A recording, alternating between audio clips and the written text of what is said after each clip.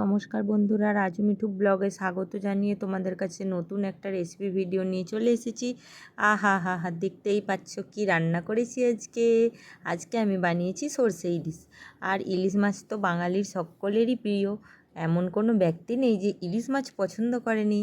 তো ইলিশ মাছের আজকে বানিয়েছি সরষে ইলিশ। ইলিশের সব কিছুই খেতে ভালো লাগে, ইলিশ মাছের তেলটা দিয়েই ভাত খেতে এত ভালো লাগে, আর ইলিশ মাছেরও দরকার হয়নি। তো আজকে আমি বানিয়ে ফেলেছি সরষে ইলিশ। আর এই সরষে ইলিশটা খুব সহজ পদ্ধতিতে কিভাবে বানিয়েছি চলো বন্ধুরা, সম্পূর্ণ ভিডিওটা আমার দেওয়া আছে, সম্পূর্ণ ভিডিওটা তোমরা দেখে নাও। সত্যি বলছি বন্ধুরা, আজকে সরষে ইলিশটা দারুণ হয়েছিল, আর ভাতও খেয়েছি অনেক। তো চলো বন্ধুরা, আর বেশি কথা বলবো না, মেন ভিডিওই আসি।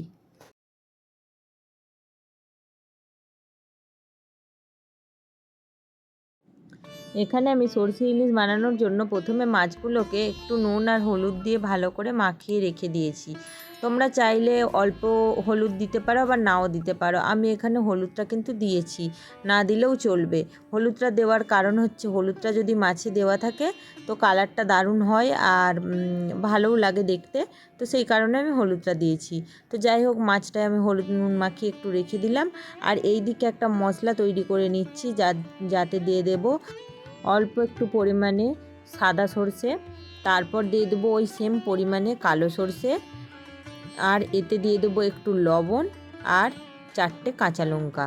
তোমরা তোমাদের ঝালটা পরিমাণ মতো দিও, আমি এখানে 4টেই দিচ্ছি, যেহেতু আমার মাছটা কম আসছে। আর তোমরা মাছ অনুযায়ী কিন্তু এই সর্ষে, কাঁচা লঙ্কা এগুলো নিও। আর তার সাথে দেখতেই পেলে একটু লবণও দিয়ে দিলাম, দিয়ে এটাকে আমি পেস্ট করে নেব। আর এখানে দিয়ে দিলাম একটু জলটা দিয়ে আমি ভালো করে মশলাটা তৈরি করে নেব।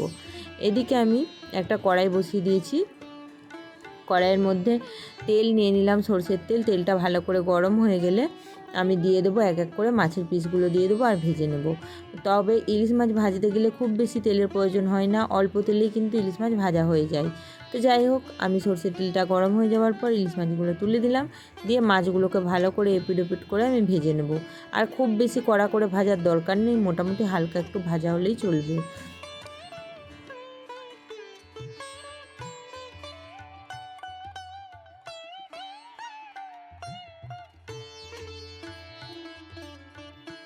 আর এইদিকে আমি যেই মশলাটা তৈরি করেছিলাম, দেখো এই সর্ষের মশলাটা এরকম একদম মিহি করে বেটে নিয়েছি। আর আমি এটাকে কি করব, এখন একটু ছেঁকে নেব।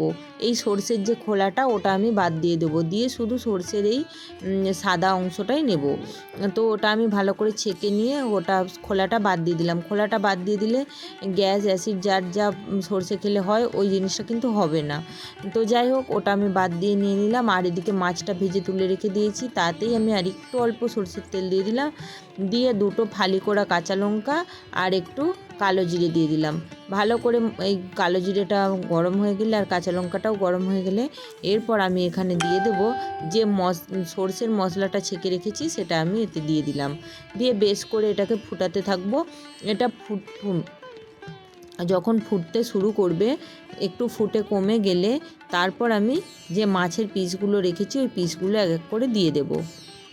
আর হ্যাঁ বন্ধুরা, তোমাদেরকে দেখাতে ভুলে গেছি, আমি এর মধ্যে একটু হলুদের গুঁড়ো দিয়েছিলাম, ওটা আমার ভিডিওর থেকে বাইরে হয়ে গেছে, তো স্কিপ করে গেছে ভিডিওটা, তোমাদেরকে আর বলা হয় না। আর লবণটা কিন্তু আমার ঠিকঠাকই ছিল, মশলাটা পিসার সময় যে লবণটা দিয়েছিলাম ওই লবণেই কিন্তু আমার হয়ে গেছে, আর লবণ দিতে লাগেনি। তো সেই জন্য আমি আর লবণও দিই না। দেখেছিলে নিশ্চয়ই মশলাটা করার সময় লবণ লেগেছিলো। দেখো বন্ধুরা, এখানে সর্ষের যে মশলাটা দিয়েছিলাম ওটা ফুটে গিয়ে অনেকটাই কমে গেছে।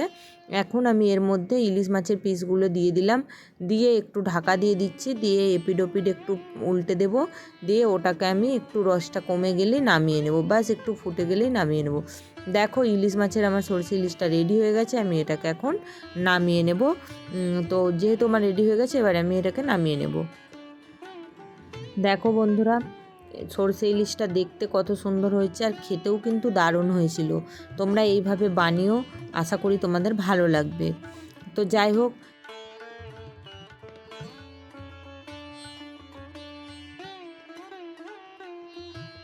খুব অল্প কয়েকটা উপকরণ দিয়ে এত সুন্দর একটা রেসিপি তোমরা অবশ্যই ট্রাই করে দেখো বন্ধুরা, আশা করি ভালো লাগবে। খুবই টেস্টি হয়েছিল। তো চলো আর বেশি ভিডিওটা বাড়াবো না, ভিডিওটা ভালো লাগলে অবশ্যই করে লাইক কমেন্ট এন্ড শেয়ার করো।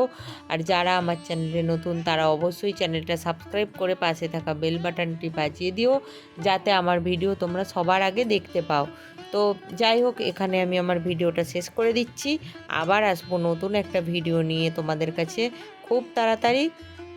ততক্ষণ তোমরা ভালো থেকো, সুস্থ থেকো। চলো টাটা বন্ধুরা।